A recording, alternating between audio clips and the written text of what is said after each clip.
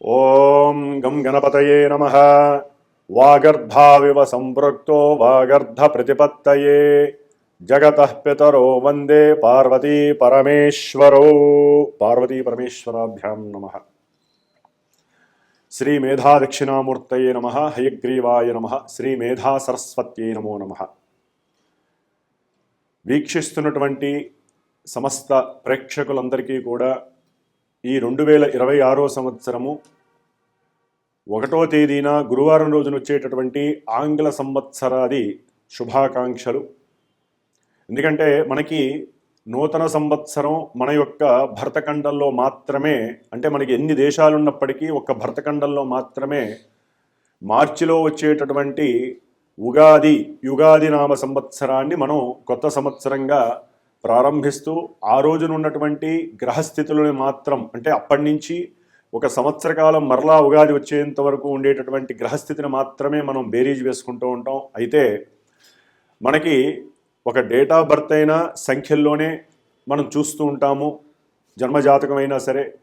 అట్లాగే నింగిలోకి పంపించేటటువంటి ఒక రాకెట్ కానీ విమానాలు కానీ, అట్లాగే మనం భూగర్భంలో అంటే భూమిపైన ప్రయాణించేటటువంటి రైల్వేలు కానీ, ఏ వాహనమైనా, లేకపోతే మనం ప్రతినిత్యము వాడుకలో వాడేటటువంటి వాచ్లో ఉండేవి కానీ, ప్రతిదీ అక్షర సముదాయంతోనే, అంటే అంకెల సముదాయంతోనే కూడి ఉంటుంది. కాబట్టి మరి జనవరి 1/1/2026 సంవత్సరం అనేటటువంటిది మొత్తంగా కూడా ఈ యొక్క ఆంగ్ల సంవత్సరం మొత్తం ఈ 2026 సంవత్సరం 3 సంఖ్య మీద ఆధారపడి ఉంటుంది. అట్లాగే 2026 అనేటటువంటిది 1వ సంఖ్యని సూచిస్తుంది.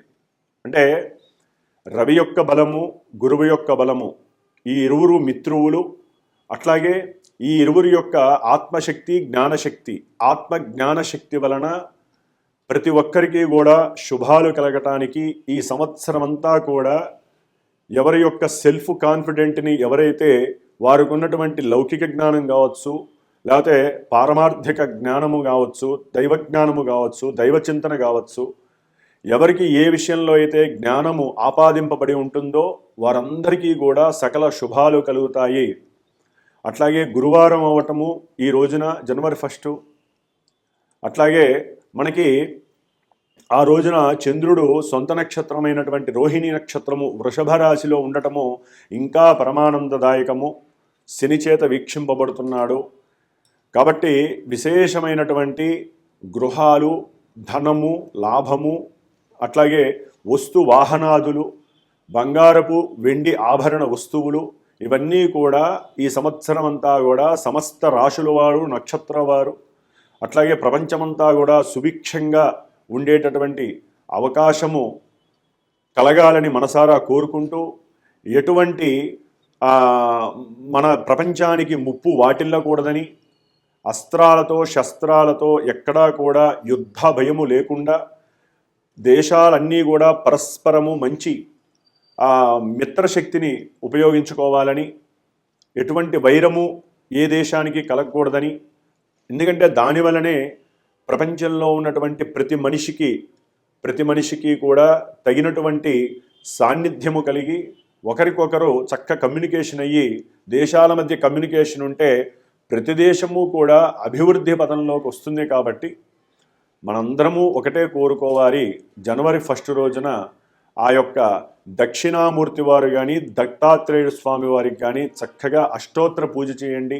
ఈ 2026 సంవత్సరం మొత్తము కూడా ప్రపంచ జనానికి, అట్లాగే సమస్త జీవరాశులకి పంచభూతాల వలన కలిగేటటువంటి ఆపదలు, దోషాలు, సునామీలు, అట్లాగే యుద్ధ భయాలు, రాజులకి ఎటువంటి ఇబ్బందులు కలగకుండా, ప్రాణభయము, మృత్యుభయము లేకుండా గ్రహస్థితి అంతా కూడా అందరి మీద చక్కగా ప్రసరింపజేయాలని మనసారా మనందరము కోరుకుంటూ, మరి ముఖ్యముగా మేషరాశి నుంచి మీనరాశి వరకు మరి మనకి గ్రహస్థితులు ఉంటాయి. ముఖ్యంగా పెద్ద గ్రహాలైనటువంటి గురుడు మేషము నుంచి 3వ స్థానమైనటువంటి మిథున రాశిలో దాదాపుగా జూన్ 1వ తారీఖు వరకు ఉంటారు. జూన్ 2 నుంచి ఈ డిసెంబర్ ఎండింగ్ వరకు కూడా 2026 సంవత్సరంలో ఉచ్చస్థితి అయినటువంటి కర్కాటక రాశిలో ఉంటారు. శని భగవానుడు ఈ సంవత్సరం అంతా కూడా జనవరి 1 నుంచి డిసెంబర్ 31 వరకు ఇదే మీనరాశిలో ఉంటారు, జలరాశిలో. ఆయన మధ్యలో వక్రత్వం పొందుతారు, మరలా రుజుమార్గంలోకి వస్తారు, నక్షత్ర మార్పులు జరుగుతాయి. రాహువు కూడా ఈ సంవత్సరం అంతా కుంభరాశి అయినటువంటి ఆ రాశిలో చక్కగా అక్కడే ఉంటారు. అట్లాగే కేతువు కూడా సింహరాశిలోనే ఉంటారు. మిగతా గ్రహాలైతే గనక రవి, బుధ, శుక్ర, కుజ గ్రహాలు, ఈ 4 గ్రహాలు కూడా మాసవారీ మారిపోతూ ఉంటాయి. నెలకోసారి, 28 రోజుకోసారి, 30 రోజులకోసారి, 45 రోజులకోసారి మారేటటువంటి గ్రహాలు కాబట్టి ఇవి ఎప్పుడైతే రాసుల్ని మారుతాయో, నక్షత్ర స్థితిగతుల్లో మార్పులు వస్తాయో, ఏ గ్రహాల యొక్క వీక్షణలు పడతాయో అప్పుడు ఈ రాసుల వారికి రకరకాలైనటువంటి గండాలు, ఇబ్బందులు, రకరకాలైనటువంటి సమస్యలు కలగడానికి ఎక్కువగా అవకాశాలు ఉన్నాయి.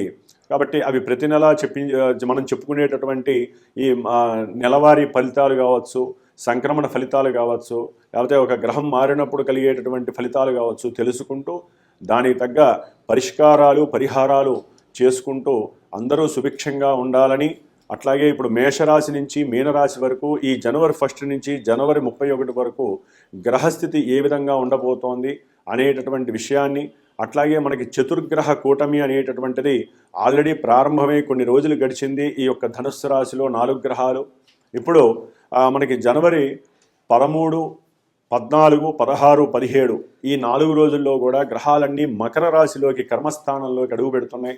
కాబట్టి ఈ మాసంలో మేషాది ద్వాదశ రాశుల వారికి ఏ విధంగా ఉండబోతుంది అనేటటువంటి విషయాన్ని మనం తెలుసుకుందాం. ఓం జ్ఞానమూర్తయే నమో నమః. ధనుస్సు రాశి. ధనుస్సు రాశి వారికి ఈ 2026వ సంవత్సరము జనవరి 1వ తేదీ నుండి 31వ తేదీ వరకు మాసవారీ ఫలితాలు కనుక మనం పరిశీలించినట్లయితే గ్రహస్థితి ముఖ్యముగా వీరికి జన్మరాశిలో కొన్ని రోజులుగా జనవరి 15 వరకు కూడా చతుర్గ్రహ కూటమి, ముఖ్యంగా రవి, అట్లాగే కుజుడు, ఈ 2 పాపగ్రహాలు జన్మరాశిలో ఉండటం, అట్లాగే బుధగ్రహము, శుక్రగ్రహము, వీటిల్లో ఒక్క శుక్రుడు మాత్రమే అనుకూలవంతుడు. సప్తమంలో ఉన్నటువంటి గురుడు, 3లో ఉన్నటువంటి రాహువు కాస్త అనుకూలమైనటువంటి పరిస్థితులను కలుగజేస్తున్నారు.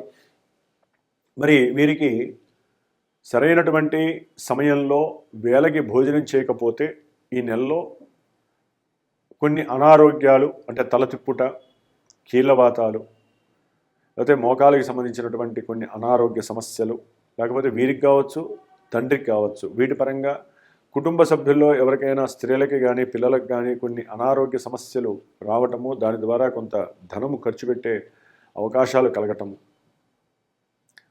ఇంకొన్ని సందర్భాలలో మరి వీరు వ్యాపారానికి సంబంధించినటువంటి విషయంలో కొత్త కొత్త ఆలోచనల వైపు వీరి యొక్క బుద్ధిని చక్కగా ప్రదర్శించటము, నూతన వ్యక్తులతో పరిచయాలు అవ్వటము, వారి ద్వారా వ్యాపారానికి సంబంధించినటువంటి ఆకస్మిక ధనలాభం పెరగటం, చేసే వృత్తి వ్యాపారాల యందు వీరికి వీరే సాటి, వీరి ఆలోచన, వీరి నడవడిక, వీరి యొక్క మాట్లాడే తీరు చాలా ఆకర్షణ శక్తిని కలుగజేసి వీరికి ఏదైనా అప్పుల బాధ ఉన్నట్లయితే అది తీర్చే పరిస్థితి జనవరి 15 తర్వాత కనిపిస్తుంది. వీరికి ఉన్నటువంటి దైవం మీద ఉన్నటువంటి నమ్మకం కావచ్చు, దైవానుగ్రహం కావచ్చు, వీరు ఆచరించేటటువంటి నిత్య పూజాధికాలు కావచ్చు, తల్లిదండ్రుల యొక్క ఆశీర్వచనం, గురువు ఆశీర్వచనం, అట్లాగే బంధువుల్లో వీరికి ఉన్నటువంటి సఖ్యత కావచ్చు, వారి ఆదరణ వలన, వారి సహాయం వలన కావచ్చు, వ్యాపారంలో వృద్ధి, చేసే వృత్తిలో అనుకూలమైనటువంటి పరిస్థితులు, ధనాదాయం చాలా బాగుంటుంది ధనుస్సు రాశి వారికి.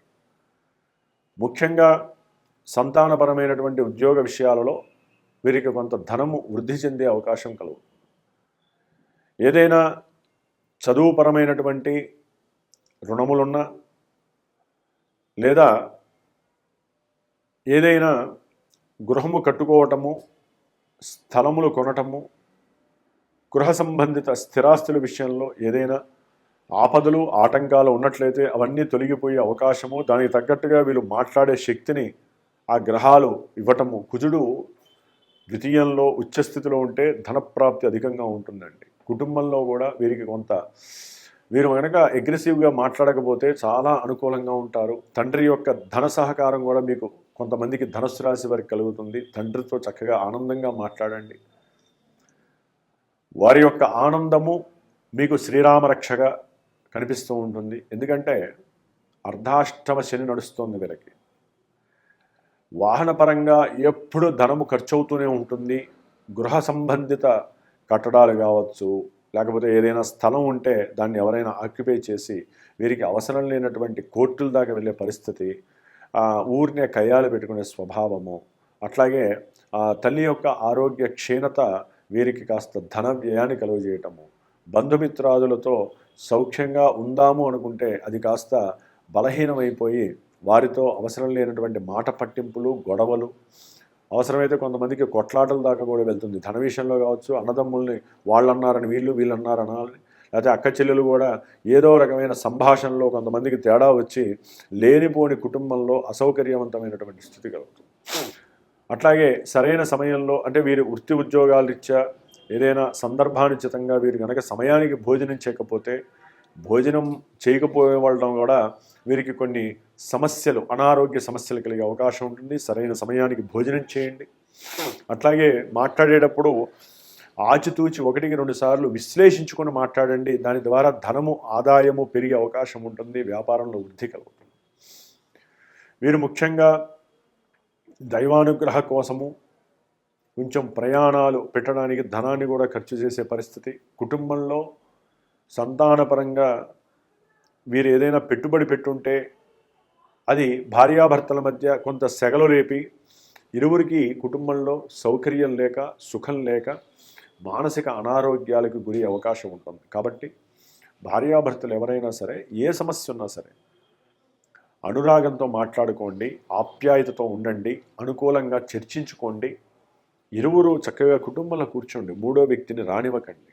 మీకు ఏదైనా నచ్చలేదంటే వారికి చెప్పండి, అది అనుకూలంగా నచ్చండి. అవతల వారి యొక్క మనస్సుని తెలుసుకొని మాట్లాడడం నేర్చుకోండి. మీ ఇంట్లో అనురాగము వెల్లువిరుస్తుంది. భార్యాభర్తలు ఇద్దరు సుఖంగా ఉంటేనే ఇటు కుటుంబం అటు కుటుంబం చక్కగా అనుకూలంగా ఉంటారు. పిల్లల మీద మీ యొక్క ప్రవర్తన, మీ యొక్క మానసిక ప్రవర్తన, మాట తీరు వారి మీద ఎక్కువగా ప్రయోగం జరుగుతూ ఉంటుందండి. మీ కుటుంబం వృద్ధి చెందాలంటే భార్యాభర్తలు వారున్న చోట గాలి కూడా దూరకుండా మీరు మాట్లాడుకోవాలి. ఎందుకంటే పంచభూతాలు అంత మంచివి కాదు. భార్యాభర్తల సంబంధం ఎంత గొప్పదో మన పురాణాలు చెప్తున్నాయి. 30-40 ఏళ్ల క్రితం చరిత్ర బాగుంది. ఇప్పుడు ఉన్నతమైనటువంటి చదువులు కావచ్చు, ఉద్యోగాలు కావచ్చు, పురుషులకి స్త్రీలకి సమానత్వం ఏదో నిర్దేశించి, ఏదో ఉద్దేశించి మన గవర్నమెంటు లేకపోతే మన వ్యవస్థ మనం పునరావృతం చేసుకుంటే, పునర్వ్యవస్థీకరణ చేసుకుంటే అది కాస్త స్త్రీలకి వరంగా మారి వారి యొక్క సమస్యని వారే ఉత్పన్నం చేసుకుంటున్నారు. అంటే అది తప్పని నేను అన్నండి. అహంకారము, అధికారము తప్పేం కాదు. కానీ కుటుంబం దగ్గర మాత్రము ఒకరికొకరు అనుకువగా ఉండాలి. భార్యాభర్తలు కావచ్చు, స్త్రీ పురుషులు ఎవరైనా సరే ఒకరి మీద ఒకరు గౌరవాన్ని ఇచ్చిపుచ్చుకోండి. దాని ద్వారా కుటుంబంలో మంచి మానవతా విలువలు పెరుగుతాయి, సౌఖ్యము పెరుగుతుంది, ఆనందంతో మాట్లాడుకుంటారు, చక్కటి ధనాభివృద్ధి కలుగుతుంది. ఇవన్నీ కూడా ధనుస్సు రాశి వారికి సంబంధించినవి సుమా. రేపు జనవరి 15 తర్వాత ఇవన్నీ కూడా వారికి ఎన్నో మెల్టింగ్ అయ్యి కనిపిస్తూ ఉంటాయి. కాబట్టి కుటుంబంలో ఎలా ఉండాలో మరి 4 గ్రహాలు కలిసి ఉన్నప్పుడు నేత్రదోషాలు కలగచ్చు, ధనపరంగా కొన్ని లాభాలు కలగచ్చు, సంతానపరంగా కొన్ని లాభాలు కలగచ్చు. వీరికి కొంతమంది షేర్సు, సెన్సెక్స్ లేకపోతే ధనపరంగా పంద్యాల రూపంలో పెట్టుంటే వాటి పరంగా కూడా ధనము వృద్ధి చెందొచ్చు. దాంతోపాటుగా కొన్ని సూత్రాలు, మన యొక్క సూత్రాల అనుసారంగా కొన్ని సమస్యలు కూడా కలుగుతూ ఉంటాయి. ఏదేమైనప్పటికీ హనుమంతుడి యొక్క ఉపాసన చేయండి. హనుమంతుడి అష్టోత్తరాన్ని నిత్యము పారాయణ చేయండి, అంటే అష్టోత్తరాన్ని పూజ చేయండి. అట్లాగే ఏదైనా సరే ఇంకా ఈ అర్ధాష్టమ శని ప్రాబల్యం వల్ల కావచ్చు, మరి ఈ గ్రహాల యొక్క స్థితిగతుల వల్ల మీకు ఏదైనా ఇబ్బందులుగా ఉంటే అవి జన్మజాతకంలో ఏదైనా ఈవెంట్స్ సరిగ్గా అంటే వివాహం సరైన సమయంలో జరగకపోవటము, ఎంత అనుకున్న కార్యాలు జరగకపోవటము, మోసాలు జరగటము, ఏదైనా ఇబ్బందులు, ఇన్ని రకాల ఏదైనా ఇబ్బందులు ఉండి మీరు ఎన్ని పూజలు చేసినా, ఎన్ని స్తోత్రాలు చదివినా, ఎన్ని గుళ్ళల్లో ప్రదక్షిణాలు చేసినా జరగలేదు అనుకున్నప్పుడు గురువుల్ని సంప్రదించండి. మా పీఠానికి ఫోన్ చేయండి. మీ జాతకంలో ఏదైనా ఇబ్బందికరమైనటువంటి దశలు ఉంటే తెలుసుకొని మీరేం చేయాలి, మాలాంటి వాళ్ళ ద్వారా మంత్రపూర్వకంగా ఏ విధంగా శక్తిని పెంచుకోవాలో చేసుకోండి. మనం దోషాలను నివృత్తి చేస్తేనే కదా మనకు కలిగే శుభాలు జరుగుతాయి. అట్లాగే మా యొక్క పీఠంలో ప్రతి నెలా కూడా మరి అందరికీ అనుకూలత ఉండదు, ధనాన్ని హెవీగా ఖర్చు పెట్టే పరిస్థితి ఉండదు. కాబట్టి ప్రతి నెలా కూడా మా యొక్క శ్రీమాత జ్యోతిషాలయ పీఠం హైదరాబాద్లో ప్రతి నెలా తూచా తప్పకుండా హోమము, పాశుపత హోమాలు చేస్తాము. నవగ్రహ నక్షత్ర మహాగణపతి హోమము, మృత్యుంజయ హోమాలు. ఈసారి అయితే కనుక జనవరి 18న ఆదివారం అమావాస్య, ఎవరికైనా సరే ఏదైనా ప్రయోగాలు జరిగినా, నరఘోషలు ఎక్కువ ఉన్నా, అనుకున్న పనులన్నీ కూడా ఆలస్యం జరిగిన అమావాస్య రోజు చేసే పూజ హోమం ఫలితం చాలా అద్భుతంగా ఉంటుంది. దగ్గరగా ఉన్న వాళ్ళు రావచ్చు, దూరంగా ఉన్న వాళ్ళు అయితే ఫోన్ ద్వారా మీకు మెసేజ్ చేయబడుతుంది. కాబట్టి ఇలాంటి హోమాలు మన యొక్క సనాతన ధర్మంలో చెప్పినటువంటి పూజలు పునస్కారాల్లో పాల్గొనే మనకున్న దాంట్లో ఖర్చు పెట్టుకుంటూ కొంత మీరు చేసుకోవాలి, కొంత మంత్రపు శక్తి ద్వారా గురువుల యొక్క ఆశీర్వచనాన్ని పొంది మీరు జీవితాన్ని ప్రశాంతంగా ఉంచుకునే ప్రయత్నం చేయండి. ముఖ్యంగా హనుమత్ ఆరాధన చేయండి, మీకు అన్ని శుభాలు జరుగుతాయి. ఓం శ్రీమాత్రే నమః.